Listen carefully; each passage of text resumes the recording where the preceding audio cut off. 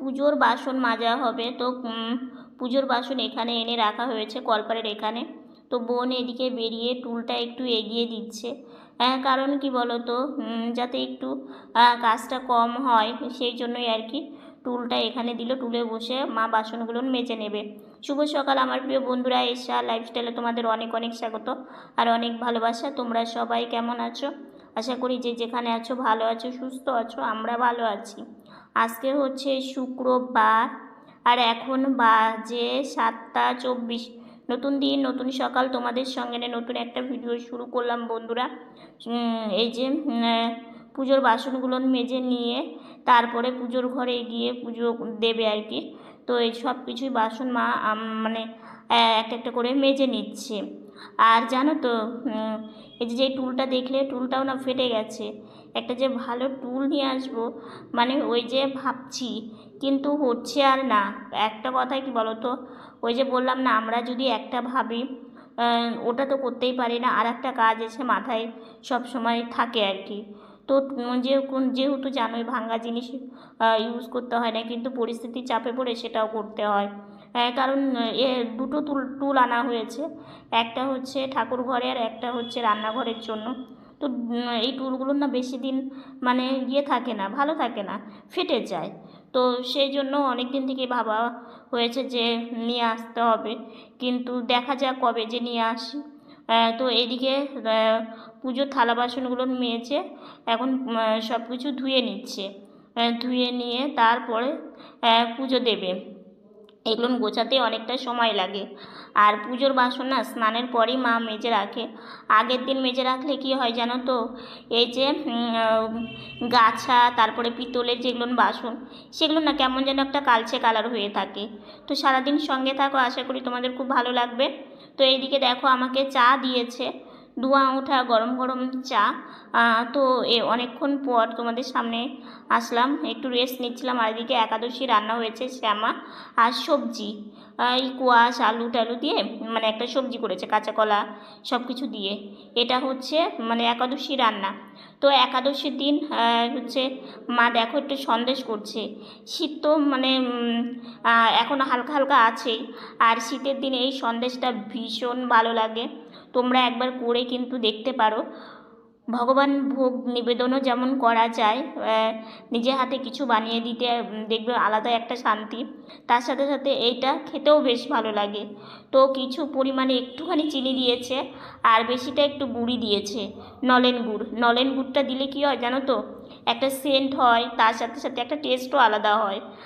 তো সব কিছু দিয়ে ভালো করে মাখিয়ে নিয়েছে।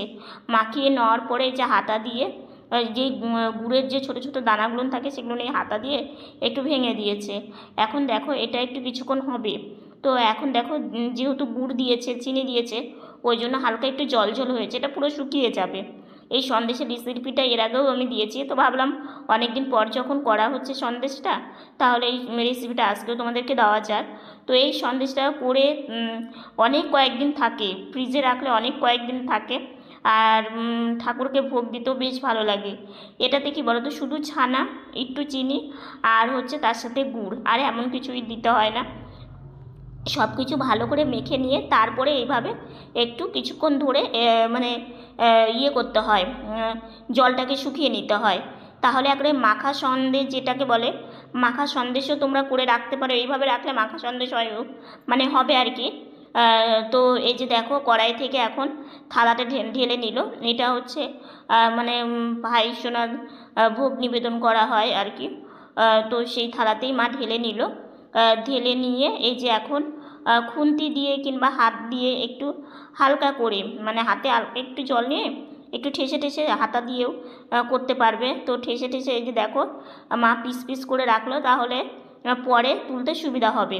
তো এইদিকে সন্দেশটাও হয়ে গেল, আর বাবার আমার জন্য হালকা পাতলা একটু সবজির ঝোল করে দিচ্ছে, মাসকলাইয়ের বড়ি দিয়ে একটু। আজকে স্নান একটু সকাল সকালই করেছি।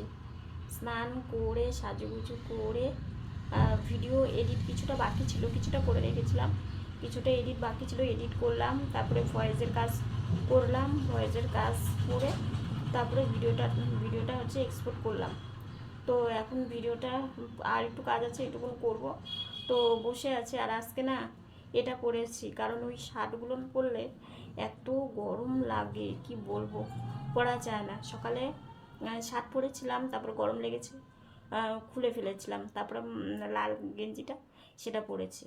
তো স্নান করে একটু ঠান্ডা ঠান্ডা লাগলো, তো সেই জন্যই যেটা পরেছি। এটা পরলে না অতটা গরম লাগে না। আর হচ্ছে এটা মানে ফুল হাতা না, 3/4 হাতা হাতা টাইপের। এটা একটা জামার সাথে দিয়েছিল, তো বেশ ভালো হয়।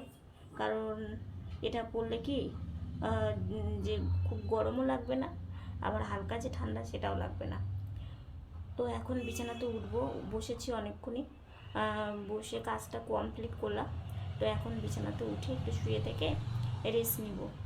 আর জানালা বন্ধ করে দিয়েছি, কারণ বিকেল পড়ার আগ দিয়ে জানালা বন্ধ করে দিই, নাহলে মশা ঘরে এসে মানে ঘরে ঢুকে পড়বে, থাকতে পারবো না, প্রচণ্ড মশার মানে জ্বালাতন করে। শুভ সন্ধ্যা বন্ধুরা, আজকে হচ্ছে একাদশী ছিল। তো এই মাত্র মানে ঘরে আসলাম আর কি। ঘরে এসে একটু বসে আছি, সন্ধ্যাবেলা টিফিন এখনো হয়নি, তো টিফিন করব। আর হচ্ছে একটু ভগবান কথা শুনলাম, তো ভগবানের কথা শুনতে তো বেশ ভালোই লাগে। আর বিশেষ করে যদি হয় সব দিনই সমান, কিন্তু একাদশীর দিন হলে আর একটু ভালো লাগে। তো যাই হোক, হচ্ছে বিছানাতে উঠবো, গাড়িতে বসেছি, একটু আগে গাড়িতে বসেছি, কারণ একটু কাজ ছিল, সেগুলো করলাম, করে গাড়িতে বসলাম। বসে তারপরে হচ্ছে একটু ওই ঘরে এই ঘর ঘোরাফেরা করলাম। তো এখন হচ্ছে চা বসানো হবে, একটু চা খাবো।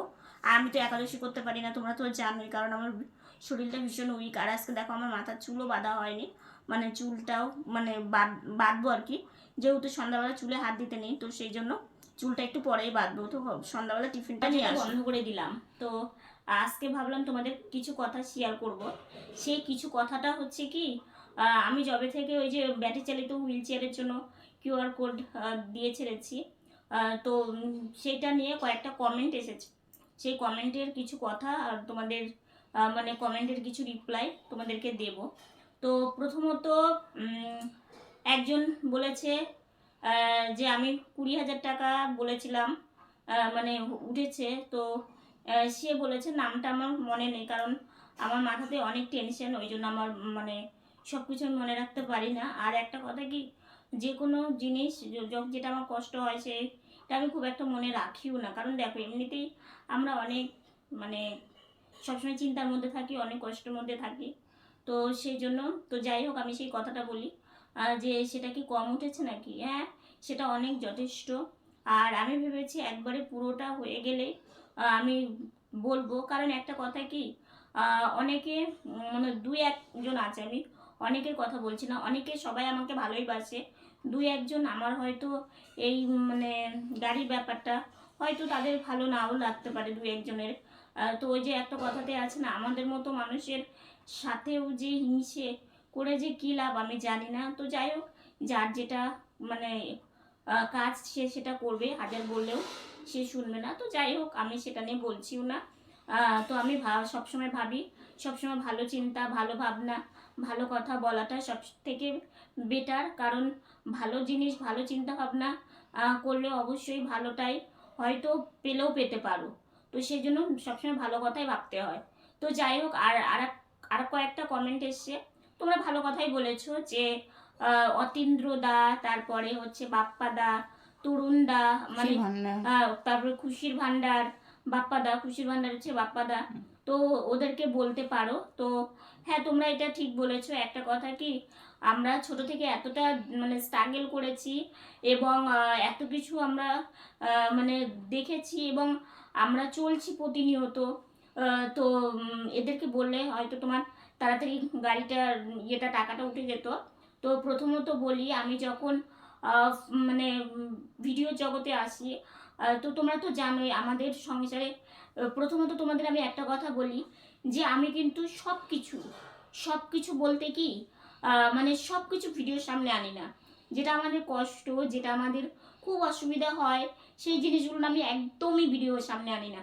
কারণ একটা কথা কি, আমার কষ্টটা আমাকেই বইতে হবে।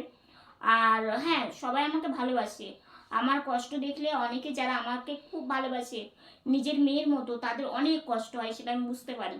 সেই জন্য প্রথমত আমি নিয়ে আসি না যে তারা তো আমাকে ভালোবাসে, আমার হাসিটা দেখলে তাদের মনটা ভালো লাগবে। তো তো সেই জন্য সেটা আনাই বেটার।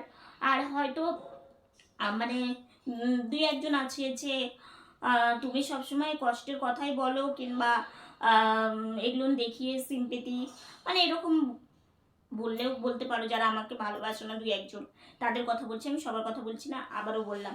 তো সেই জন্য আমি সেই জিনিসগুলো আনি না।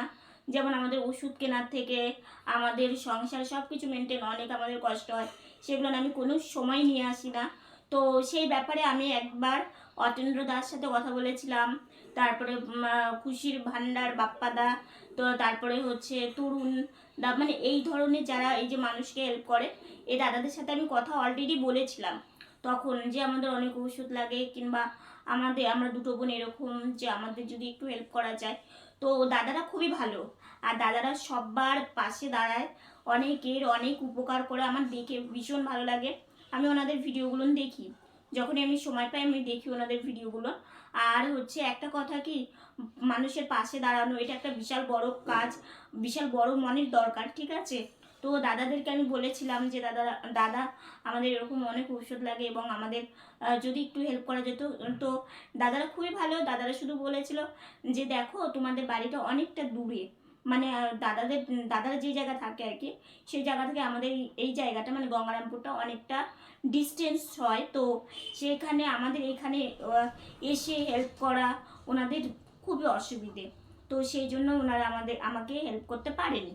তো যাই হোক, এই কথাই মানে এই দাদাদের সাথে আমার হয়েছে, এর আগেও হয়েছে। তো এই গাড়ির ব্যাপারেও আমি এক দাদার সাথে কথা বলেছিলাম, মানে তরুণদা, মানে এরকম তরুণদা না হলে বাপ্পাদের সাথে আমি কথা বলেছিলাম।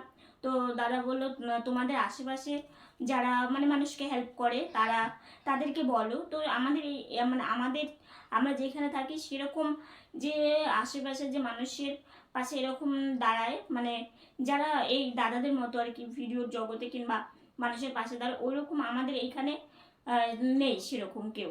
তো সেই জন্য আমি তাদেরকে হয়তো, হ্যাঁ, আমাকে অনেকে ভালোবাসে, আমি ভিডিও জগতে আসার আগে আমার অনেক মানে কিছু মানুষ আছে যারা আমাদের দু বোনকে খুব ভালোবাসে, আমি তাদের কাছে বলেছি, তারা যে যতটুকুনি পেয়েছে আমাকে হেল্প করেছে, মানে গাড়ির ব্যাপারে, ঠিক আছে। তো তোমরা অনেকেই কালকের পরশুদিনের কমেন্ট আর কি আমি পড়লাম, তো দেখলাম, তো তোমরা অনেকেই বলেছো, তো ভাবলাম না তোমাদের এই কথাটা বলি, যারা আমার ভিডিও রোজ দেখো তোমরা তাহলে বিষয়টা জানতে পারবে, তো সেই জন্য তোমাদেরকে আজকে জানিয়ে দিলাম।